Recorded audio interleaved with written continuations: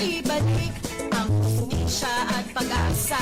Laban, Laila, Laila de Lima, ating ipanalo ang laban ng Pilipino. Nais natin ang liwanag ng bukas, tayo na't lumaban, ibalik ang hustisya. Nais natin sumulong ang bansa, hindi kumilos, tumahok at magpasya. Laban, Laila, Laila de Lima, ating ibalik ang hustisya at pag-asa. Laban, Laila, Laila de Lima, ating ipanalo ang laban ng Pilipino. Laban, Laila, Laila de Lima, ating ibalik ang hustisya at pag-asa. Laban, Laila, Laila de Lima, ating ipanalo ang laban ng Pilipino. Laban, Laila, Laila de Lima, ating ibalik ang hustisya at pag-asa. Laban, Laila, Laila de Lima, ating ipanalo ang laban ng Pilipino. Laban, Laila, Laila de Lima, ating ibalik ang hustisya at pag-asa. Laban, Laila, Laila de Lima, ating ipanalo ang laban ng Pilipino. Ang tunay na pagbabago, patayan at paggagancho, maayos na sitwasyon, ang na nasyon, inuuna ang bansa, hindi China o ganansya, nakapwesto sa gobyerno, dapat hindi turobo. Laban, Laila, Laila de Lima, ating ibalik ang hustisya at pag-asa. Laban, Laila, Laila de Lima, ating ipanalo ang laban ng Pilipino. Nais natin ang liwanag ng bukas, tayo na't lumaban, ibalik ang hustisya. Nais natin sumulong ang bansa, hindi kumilos, tumahok at magpasya. Laban, Laila, Laila de Lima, ating ibalik ang hustisya at pag-asa. Laban, Laila, Laila de Lima, ating ipanalo ang laban ng Pilipino. Laban, Laila. Okay, Laban Laila, talagang lalaban si Laila. Laban Laila 2022, laban. Laban at ibalik ang hustisya sa halalan 2022. Pero ay may humaharang. Bakit gusto na naman bang mapostpone ini? Tulong para mapalawig na naman o mapahaba ang kanilang kanilang sira, ang kanilang term of ano ba yan? Sa election 2022. Kaya ini ang sabi nga ni Senate readies for no-L scenario after PDP Laban bid to reopen COC filing. It is according to Lacson and to Soto 30 minutes ago. So, nakasimangot ining dalawang president, itong isang presidential roles and isang VP presidential roles. Talaga namang nakakairita ini. Di ba pinagtalakay ko na ini kansarong si Mana about this extension of this to reopen again the filing of COC. Sobra naman sila. Dapat ang wag kayong papayag. Ano ba yan, panibagong ano ba yan? Bakit? Di ba nila maakala na may baka na iniisip nila hindi uubra ang dayaan ngayon dahil maraming nagbabantay. There are so many watchdog around. So, Senator Lacson and Senate President Vicente Soto in the third about the inquiry. Ito po. Manila, Philippines. The Senate is ready to elect a new leader who will serve as acting president Should there be an attempt to delay the March 2022 polls and extend President Rodrigo Duterte's term? Ay, bahala ka na nito, Senator Soto. Ikaw po ang Senate President. You must act immediately regarding this extension of reopening of the COC. Okay, papayag. Okay, papayag. Yan ang balita na naman ngayon. Bakit ganon? There must be, nako, nakakairita na. Kaya ining ayun ko ba? Give local films a chance with every heartbreaking box office. Turn out MMF. Minsan nga magbarita pa lang kita dito regarding sa mga artista natin.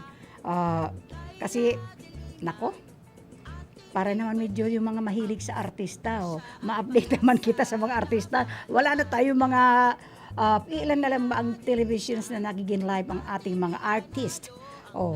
Tapos ining petition to reopen COC filing, laughable, says Contra Daya. Ayan po.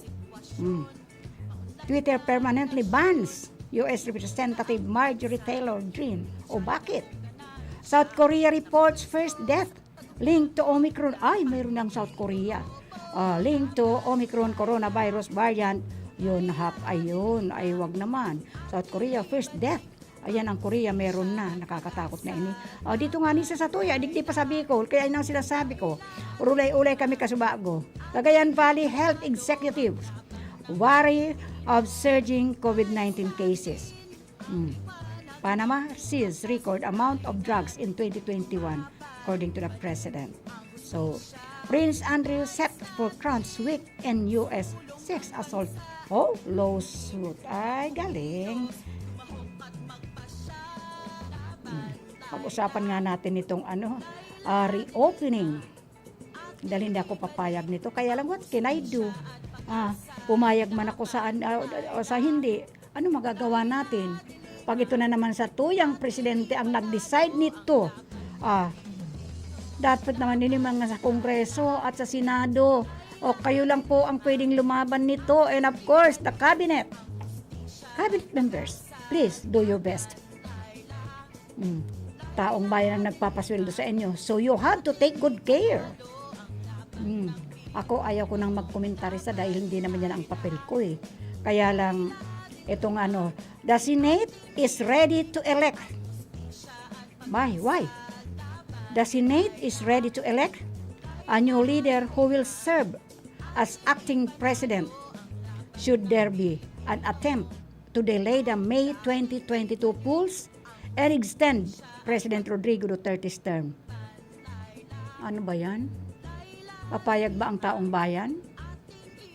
Wag po tayong papayag. Wag po tayong papayag dahil they are planning something. We don't even know what is the agenda behind at our back. Mahirap po yun. And extend President Rodrigo Duterte's term? Wala po yan sa batas. Lahat na lang ng batas binabiolate niya. Lahat na lang po. Anong nangyayari sa batas natin? Anong nangyayari? Lalabagin na naman niya even the batas, the guidelines and rules by the COMELEC. Mahirap po. Presidential aspirant Senator Panfilo Lacson disclosed this possible scenario after Duterte's faction and the PDP Laban sought to reopen the filing certificates. Nakakakaba ito. Filing of certificates of candidacy. Ano ba yan? Nakakatakot nito. We must be aware, mga kababayan, mga kahimanwa, sa lahat ng inaabot ng ating program. Dapat nito mag-isip-isip po kita. Dahil nakakatakot na namin itong plano na ito. Nakakatakot po. Na ito na naman ito. Kung anong ibig sabihin nito. I would like to think that the intention, yan sinasabi ni Lacson, I would like to think that the intention of the petition to reopen the filing of the COCs filed by the PDP Laban is to delay. Ito, I think this is the reason behind. To delay the election on May 9, 2022. Okay. Siya at pag-asa, laban, Laila. Laila de Lima, ating ipanalo. Alina ka kuya, samahan nyo na ako dito. Pagtulong-tulong tayo how to discuss this issue. Napaka-importanting issue po ini regarding the situation of the COC, of the opening of COC of the COMELEC. So that ini na namang PDP laban, lumalaban sila behind our back. So, ang sa tuya pong makakaibanan nun yan sa sarong oras na programang Barita Aksyon Informasyon sa technical side, andyan po si Sir Jamis Toriano Oco.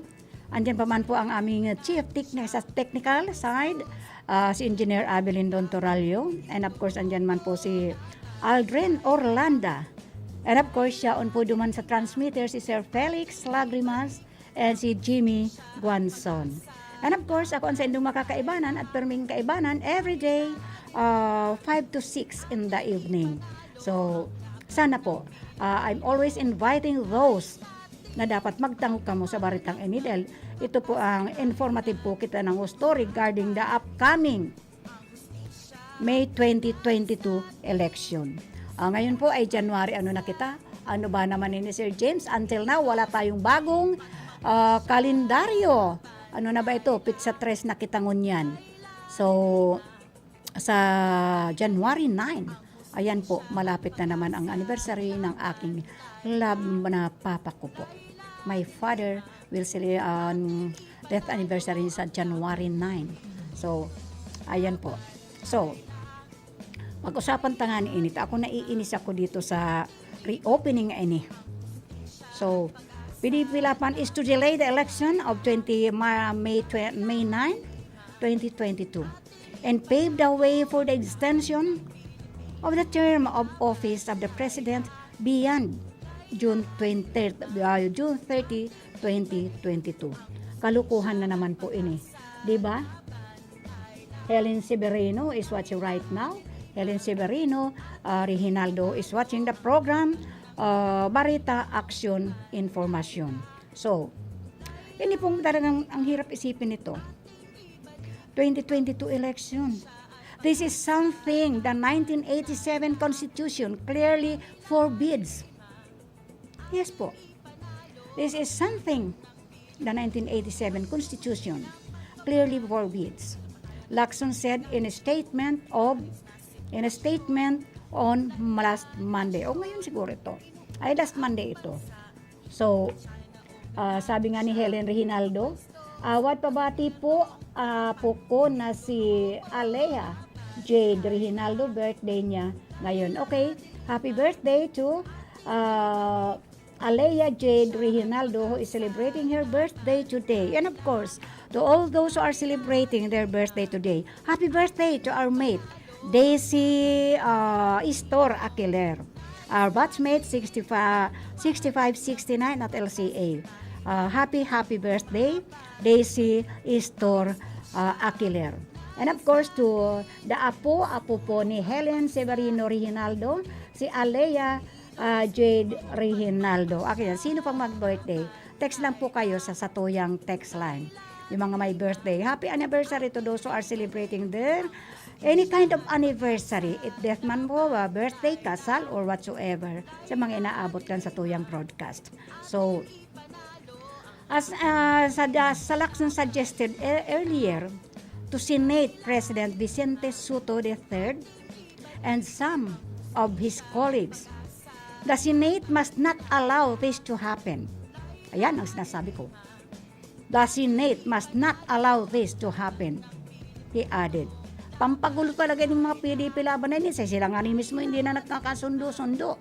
Oh, what will they go? What will they happen? What will they go? Aywan ko ba? They are working for their scenario. They are working. So that aywan ko kung sino na naman ipapasok nila. So, we must be vigilant. All of us must be vigilant. Sabi ni Helen Severino Reginaldo, thank you po. Okay, thank you. And sa mga may birthday pa dyan. Basta ang alam ko, si Daisy Store is celebrating her birthday today. Our batch 65-69 ng LCA. So, to preserve the presidential line, ayan po to preserve the presidential line of succession as provided under Article 7, Section 7 of the 1987 Constitution. Ito po yung batas natin. Lacson said, anyo ang sabi po ni Lacson, ang bagong Senate President would be elected before Congress adjourns its sessions in June. Dapat lang po. Dapat lang. So, the new Senate President whose term will expire on June 30, 2025 should act as President until a new President or Vice President shall have been chosen and qualified. The Senator explained. Tama po yun. According to Lacson, sabi po ni Lacson, most of his colleagues have already agreed to his proposal. Oh, thank you, Senator Lacson. Nag-agree na po. Most of his colleagues have already agreed to his proposal. Ayan, ang Germany daw. Nako, how can my brother can go home to Germany? Lockdown ang Germany. Ingat-ingat po kita. Dahil itong aning mga big countries, mga rich countries, ay nagla-lockdown because there are so many infected again of this coronavirus. Tayo po mag-ingat po tayo. Dahil andi dito po yung 2 o 3 yata na infected by the Omicron. So, yung mga kapabayaan po natin, ang pagparayaba-yaba natin. Nagpaparayaba kayo. Ayan, mamaya babasahin ko yung pinalabas ng ating LGU. According to already agreed to his proposal. Ang sabi niya, let me clarify and emphasize that I am not accusing the administration of any malevolent attempt in this possible scenario. Tama lang po yun. He has nothing. The administration of any malevolent attempt in this possible scenario. What I am, sabi ni Lacson, what he is only saying, ang sinasabi lang ni Senator Lacson, is that the Senate will always be the bulwark of our democracy. And I take pride in playing a major role in it. Yan pa ang sabi ni Senator Lacson. Mabuti nga nakakatandem sila ni Senator Senate President Vicente Tito Soto III. Lacson's running mate, itong katandem ni Senator Lacson na si Vicente, Senate President Vicente Tito Soto III, confirmed having discussions on a possible delay of this year's election. Huwag po kayong papayag. O ito na naman mga aliporis dyan sa Kongreso. Wala na kayong pakialam sa taong nagluklok sa inyo dyan. Wala na kayong pakialam sa mga taong nagluklok sa inyo, sa inyong mga posisyon. Please take good care. Alagaan nyo naman kami. Ang sinisweldo ninyo is galing sa mga natin, sa mga buwis, nitong mga kaliliitan na totally sinla ang paying their taxes religiously. So, ang sabi nila, we have discussed already that it is our idea on how to resolve the problem of vacancy in the leadership. We were 10 steps ahead. Ayan po. 10 hakbang daw po ahead. Ayan ang sabi ni Senator Soto in his text messages. It's resolving a constitution problem. If everyone's term ends on June 30, bakit kinakailangan pa i-postpone yan? Bakit kinakailangan pang mag-reopen ang COMELEC just to let all those PDP laman to reopen and file their COCs again? And with no newly elected officials, yan ang sabi niya ni Senator Lacson, one of the presidentiables. If elections are postponed, ang sabi ni Soto, he would step down in the last week of May. Why? He would step down in the last week of May. So, a new Senate President is elected who will serve as acting President until elections are held. Bahala na kayo, presidentiables. Tito Soto,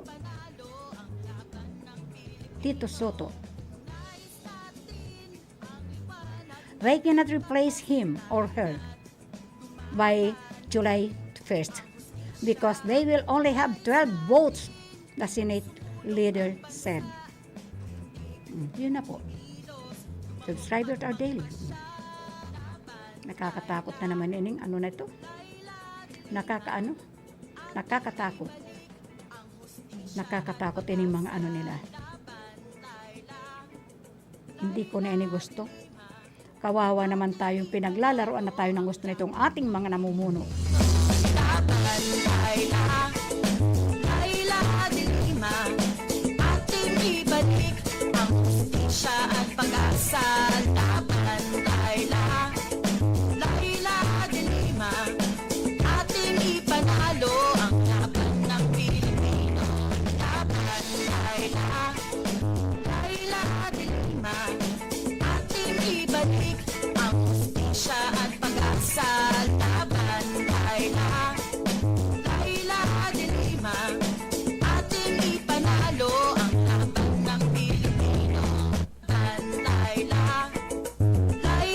de Lima, ating ibalik ang hustisya at pag-asa.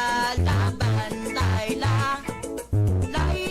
de Lima, ating ipanalo ang laban ng Pilipino.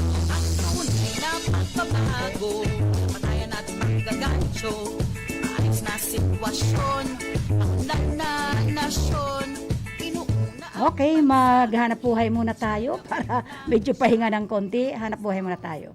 This time check is brought to you by Senator Leila de Lima. An oras na yan, atod sa Indo ni Mr. Julio Victor Marlo Siguera, President, Siguera Technological Colleges, Irigan City. Para sa edukasyon di kalidad, Siguera Technological Colleges. Ang porsyon na ini hatod sa Indo ni Kagawad Melnan Robles Moralio. Basta kidaday, hayahay ang buhay. Loren Legarda po. 18 years akong senador at nagsulong ng mga batas na nakakatulong sa mga nangangailangan. Free college education law. Para sa aming edukasyon. MSME law. Batas para sa aming kabuhayan. Climate Change Act. Mga batas para sa kalikasan at climate change. Mga batas na ginawa ko na napapakinabangan ngayon. Sana makatulong pa ako sa mas marami. Loren Legarda. This is a paid advertisement. Ringo Honasan po. Sa pagbangon ng mga Pilipino, saludo ako sa mga taong patuloy na humaharap sa hamon ng pagbabago. Bilang isang ina, handa akong gawin ang lahat para sa kaligtasan ng aking mga anak. Pandemya man, tuloy pa rin ang serbisyo para malinis ang kapaligiran. Serbisyong publiko para sa kaligtasan ng lahat. Sa panahon ng krisis, ikaw, ako, magtulungan tayo. Ringo Honasan po. Saludo ako sa Pilipino. Nanlalabo na ba ang inyong mga paningin? O kailangan mo ng proteksyon laban sa radiation? Ano pa ang hindi hintay nyo? Pumunta na sa The Vintage Optical. Ang optical para sa lahat. Visit us at the ground floor, Gaisano Capital, Barangay San Roque, Irigan City. We offer free computerized eye examination. Free frame. Lente lang ang babayaran. Starts at 999 complete eyeglasses with anti-radiation lens. The Vintage Optical, the widest selection of optical signature frames and sunglasses. The Vintage Optical, ang optical para sa lahat.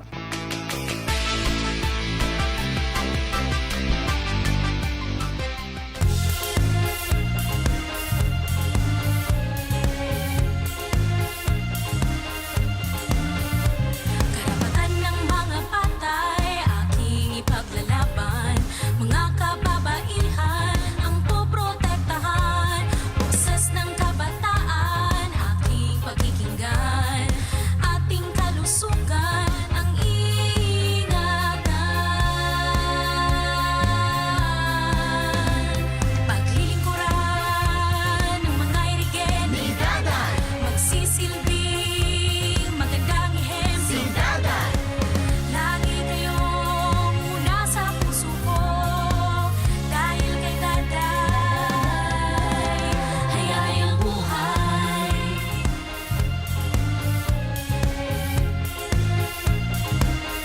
isa po sa mga natulungan ng Kidney Care. Ma'am, pangalan po natin at taga saan po tayo? Ako si Winnie Di Mayuga. Ako ay 58 years old. Ako talaga ay napakahilig sa maalat. Lahat ng kinakain ko, gusto ko talaga maalat. Ay ako'y nakaramdam ng kakaibang pakiramdam, kaya ako nagpa-check up sa doktor. Ay nagpa-request sa laboratory ng creatinine ko, pa-check upan ko daw. Ay nako po, pagkataas, above normal Ngayon, ako muna yung nag-pray kay Lord. Ay itong si Lord, napakabuti. Nagpadala siya ng tao sa akin na nag-aalok nitong Kidney Care. Ay agad-agad ay aking sinubukan ito. Ngayon, nung isang buwan, ay napakagaling ng Kidney Care na ay normal na ang aking creatinine Salamat din sa Kidney Care. Ang Kidney Care ay mabibili sa Mercury Drug Store at mga suking butika. Nanlalabo na ba ang inyong mga paningin? O kailangan mo ng proteksyon laban sa radiation? Ano pa ang hindi hintay nyo? Pumunta na sa The Vintage Optical. Ang optical para sa lahat. Visit us at the ground floor, Gaisano Capital, Barangay San Roque, Iriga City. We offer free computerized eye examination. Free frame. Lente lang ang babayaran. Starts at 999 complete eyeglasses with anti-radiation lens. The Vintage Optical, the widest selection of optical signature frames and sunglasses. The Vintage Optical, ang optical para sa lahat.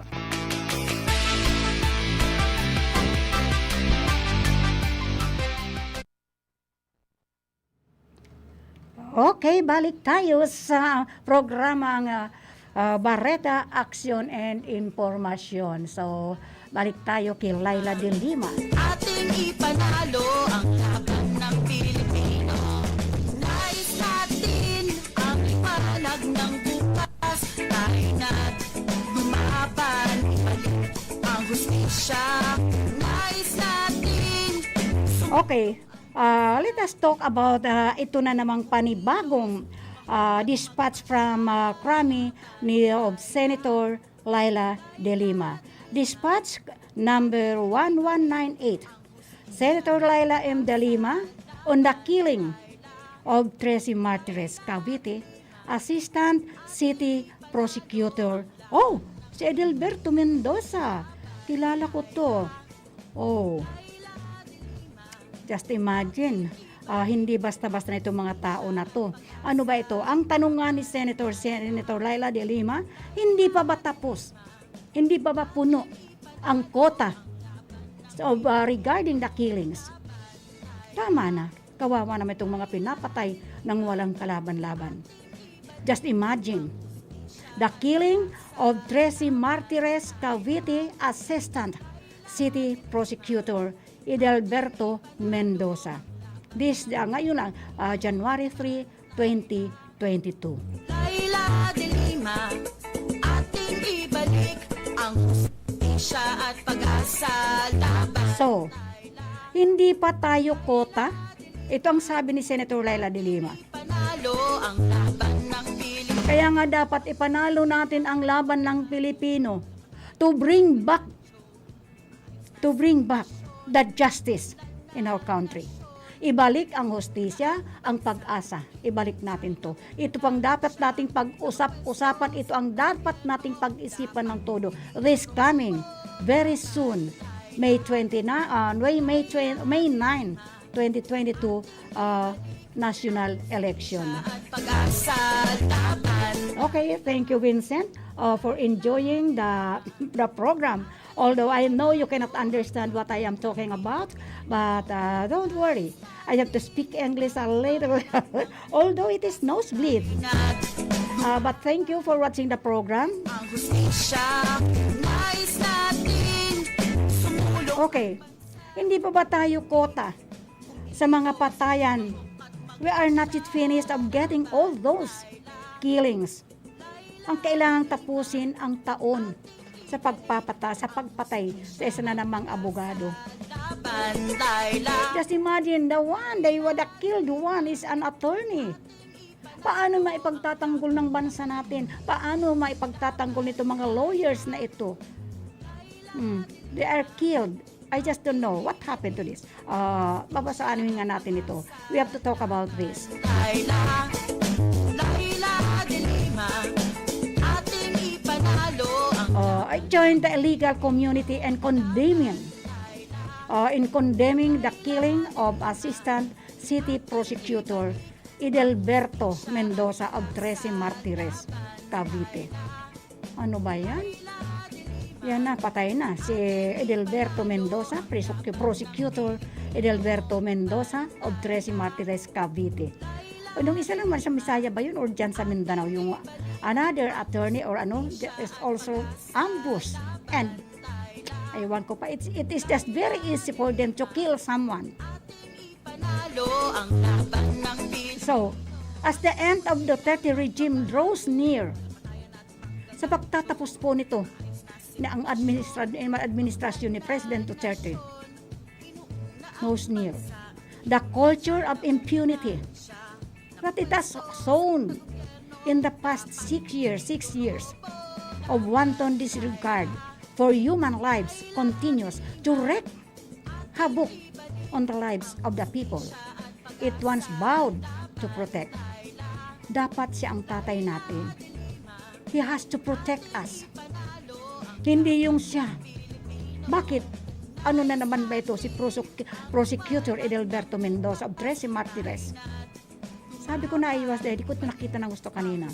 Ito pala si Prosecutor Edelberto Mendoza. Kabait-bait nito. Although I believe that lawyer is a liar. Ang baluktot tinutuwid. Ang tuwid binabaluktot. But it is not the reason behind napatayin sila. Dahil sino pang magtatanggol kung yan iniisa-isa na nilang binabawian ng buhay.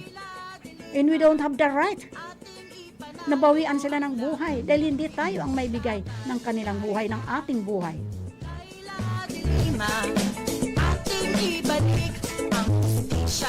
So, that the year ended with another cold-blooded killing.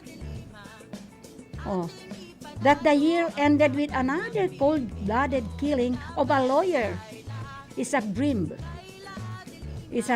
reminder of the horrible state of the rule of law in our country. Horrible state of the rule of law in our country. This simply should not be allowed to continue. Dapat po, tama na. Marami nang naulila. Doon pa lang sa drug war natin.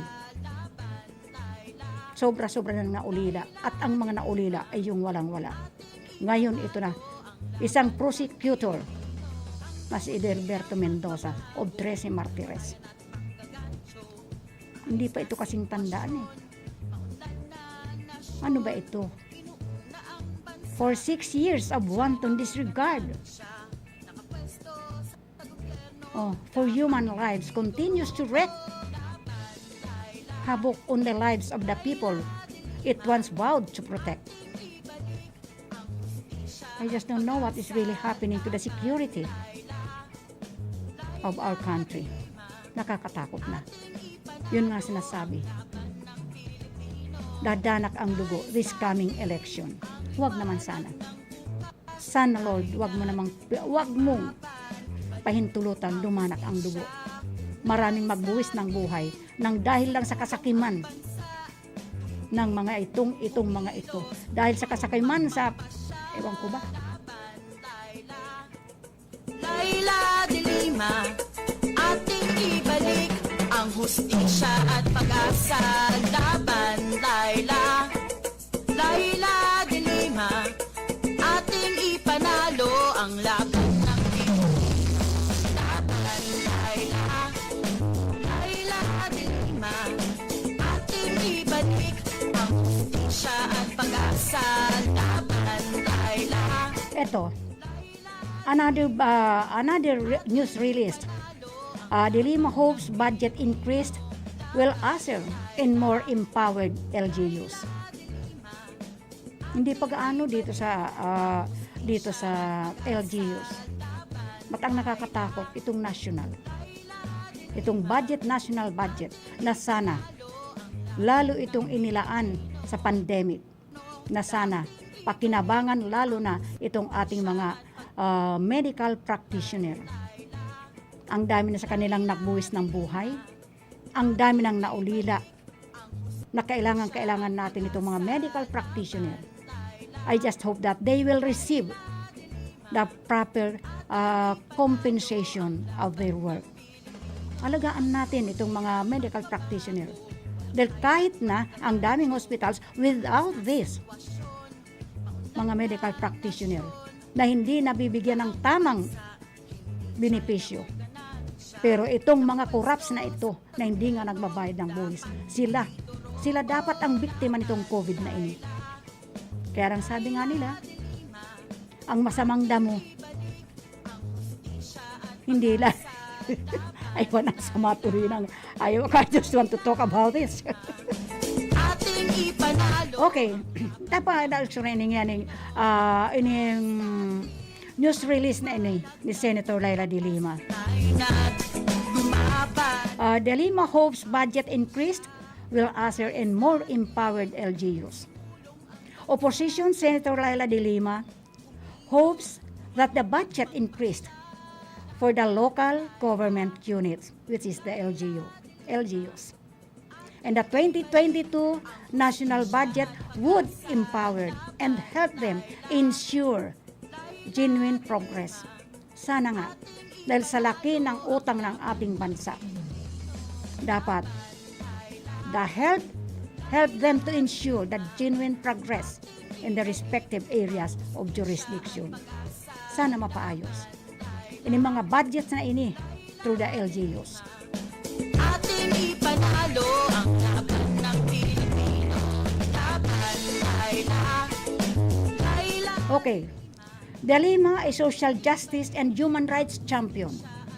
Kaya nga dapat maibalik natin ang hustisya. Maibalik natin si Senator Laila de Lima. Kasi lang ang naninindigan, siya lang is the only bravest na tumatayo, maipaglaban ang hustisya at pag-asa. Yan ang sinasabi. Ibalik ang hustisya at pag-asa ng ating bansa. So again, De Lima as social justice and human rights champion. Sinabi niya, the start of the implementation of the Supreme Court's. Ito nga, uumpisan daw ito. Kaya those who are yung mga attempting to be a barangay elected officials, kailan kaya ang implementation nito? Kasi ito ang sinasabi na nga said the start of the implementation of the Supreme Court's mandanas, ruling, expanding local government's share in national taxes should prompt LGUs to work even harder. Ang problema nga, tataasan nga, if these mandanas will be implemented, ang pinakamagdudusa dito ng gusto, wala pong iba kundi itong mga barangay elected officials. Nasa barangay po ang hirap because of all the documents, it starts from the barangay. From the barangay, it is forwarded to the municipal or to the cities. And then, the municipal or the cities will bring it to the provincial. Then the provincial to the regional. And then to the national. Ang national po is they will just receive without any. Andyan na sa kanila lahat. Pero the roots ng pinakang ugat ng paghihirap to produce, to collect all those documents ay nasa barangay po. So, ini mandanas na ini. Maganda nga sana because para bang mari-railroad ang mga ini more the so-called honorarium of the barangay elected officials. And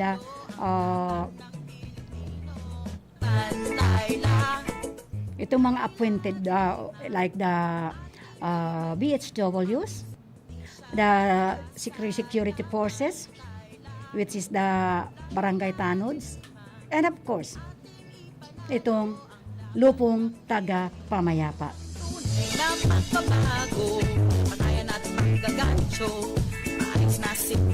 So, nang hirap po nito, De Lima, a social justice and human rights champion,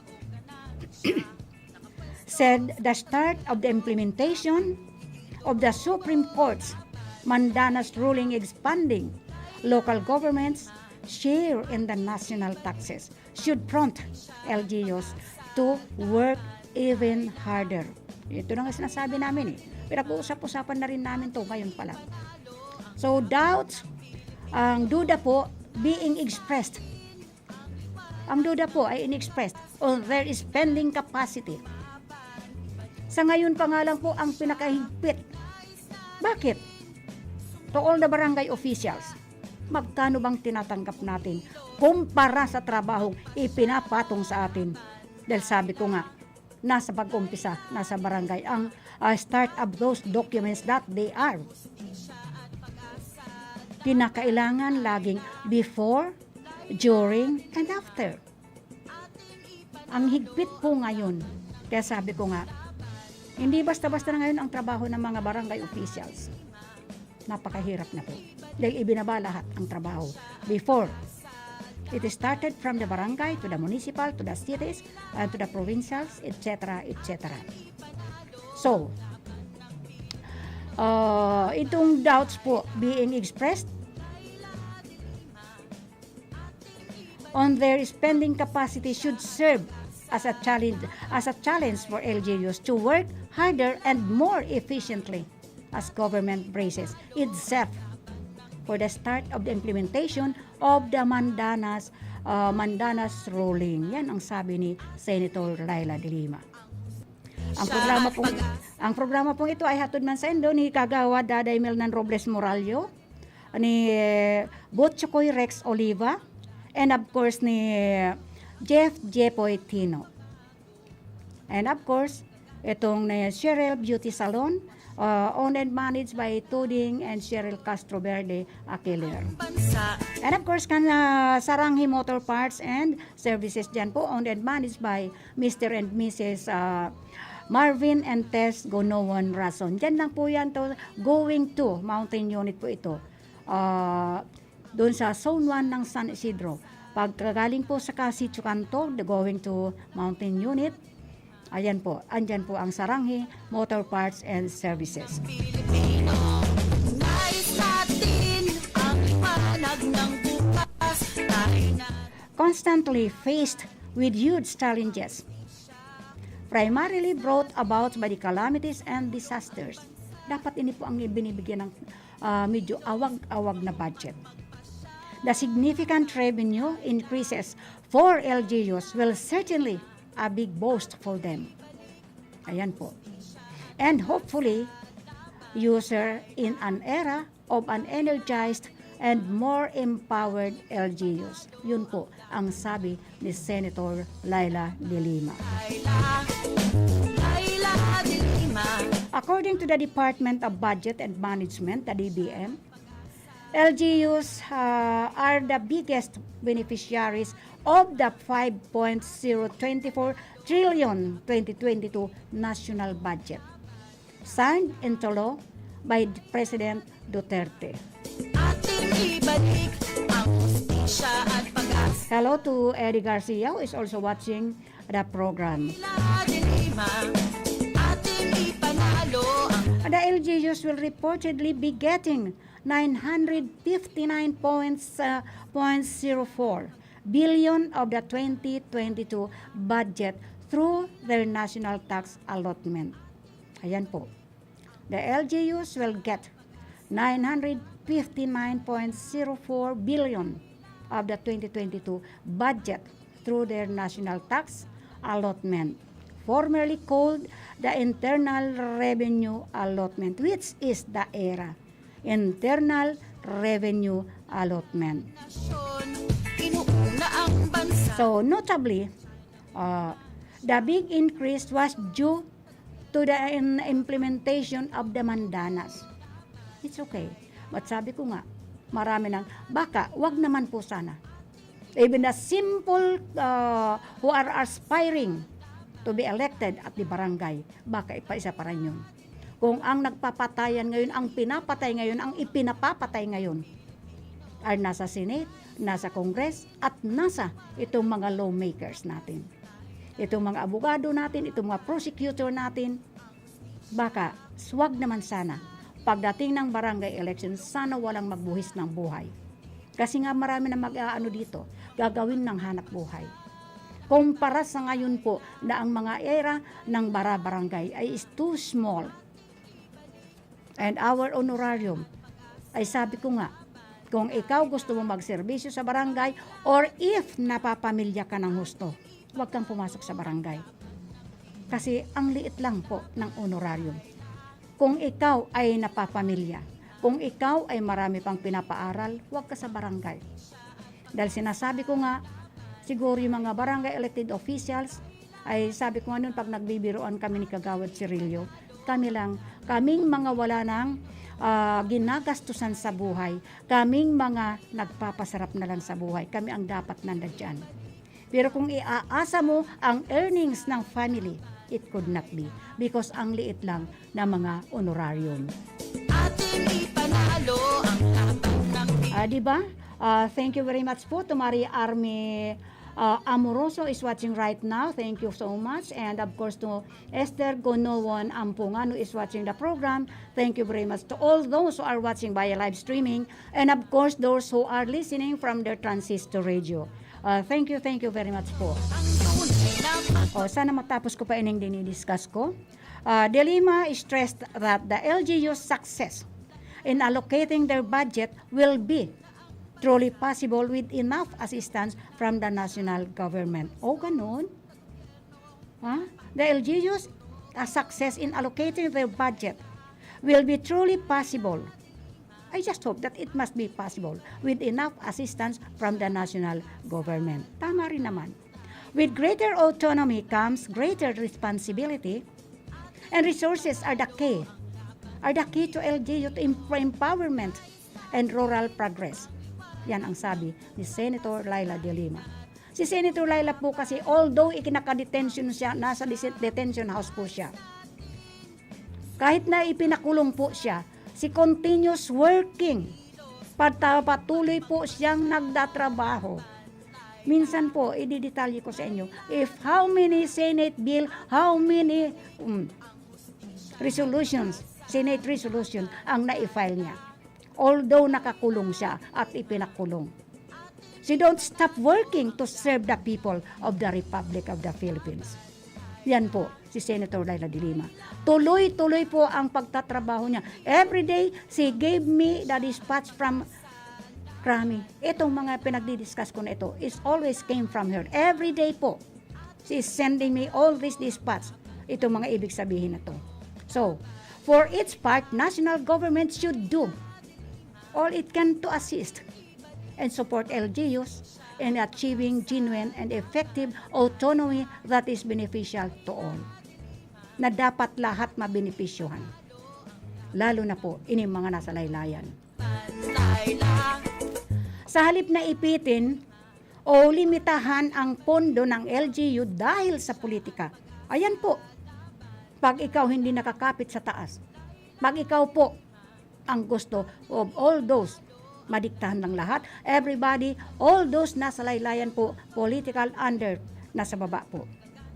So, sa halip na ipitin o limitahan ang pondo ng LGU dahil sa politika, dapat silang pagkatiwalaan at gabayan para magamit ito sa mga kapaki-pakinabang na serbisyo na makatutulong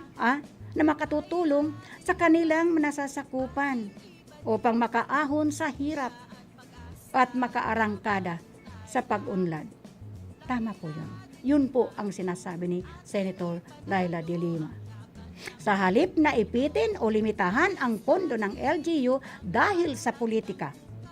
I remember nga pala si VP Leni, before ang pondo ng VP ay binawasan ng binigyan na magkano lang ba ibinigay noon?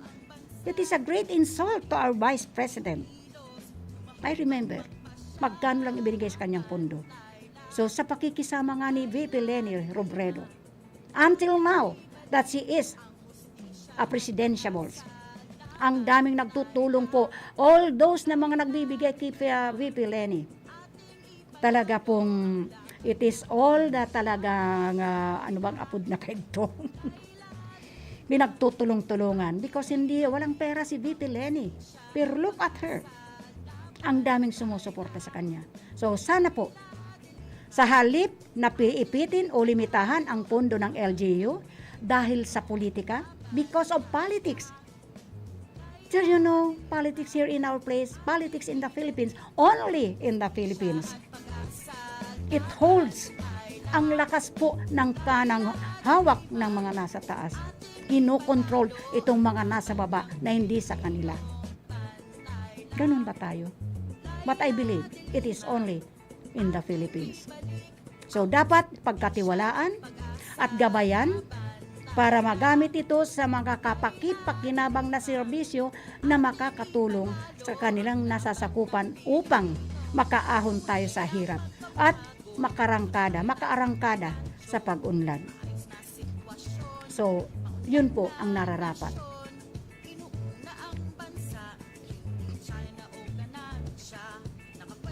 Ayan po, unahin ang bansa, hindi ang ganansya. Ha? Huwag tayong mga supilin natin yung mga bardaruga. Ano ba yun? Mga durugo. Itong mga singkit na ito na hindi natin alam kung yung West Philippine Sea ay talagang ibinenta na or whatsoever. Ang daming coral reefs dyan, mayaman po ang lugar na yan. Napakatahimik yan, Morak. Pero ngayon, ipinanalo na nga natin sa arbitral. Ay ngayon ako, ano bang nangyayari sa atin ngayon? Kawawa naman po tayo. Kawawa ang bansang Pilipinas. Aahon tayo. Ibalik ang hustisya. Laban Laila, laban sa 2022. Yun lang po ang hangad natin. So, let us pray and help Senator Laila de Lima to be back na makabalik siya sa Senado. Dahil siya ang tanging naninindigan laban sa mga durogo. Siya lang ang tanging matalim, sobrang, she's very brave in protecting the hustisya at pag-asa ng bansa. Paulit-ulit ko po yan at hindi ko po yan pagsasawaan na ulit-ulitin every day because the program, Bareta Action Informasyon, yan po, it is all. Salamat nga pala po, the principal sponsor of this program, Susan Sionborn, and of course, yung iba pa. Si Senator Laila de Lima, Kagawad Melnan Robles Morallo, si Jeff J. Coitino, si Butchokoy Rex Oliva, and hello also, I would like to say good afternoon kay Audal, City Council, J.R. Audal. Thank you for, thank you for talking to me just this afternoon. And thank you, Esther Bunoan and also Team Maria Army Amoroso are watching via live streaming. And of course to Monica Perete, kay Melanie and kay Lenlen Mendoza. Thank you very much for watching the program. And of course to those who are listening from their transistor radio, itong mga elderly na hindi ko makalimutan. Hello pala kay former barangay PB Julio Colarina.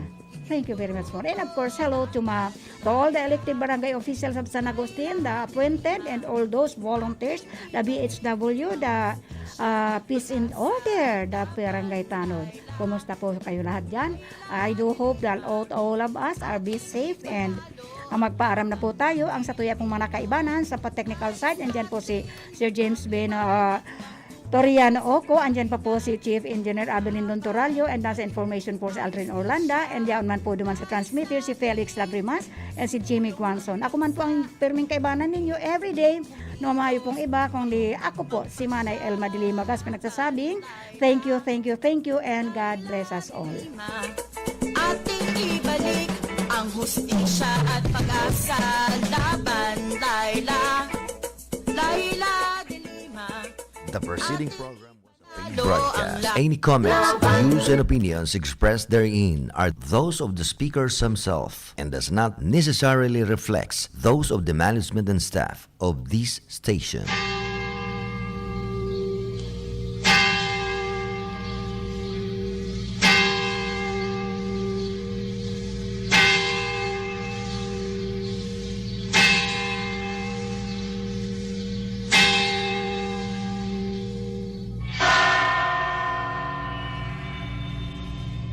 The angel of the Lord declared unto Mary, and she conceived by the Holy Spirit. Hail Mary, full of grace, the Lord is with thee. Blessed art thou among women, and blessed is the fruit of thy womb, Jesus. personality operative.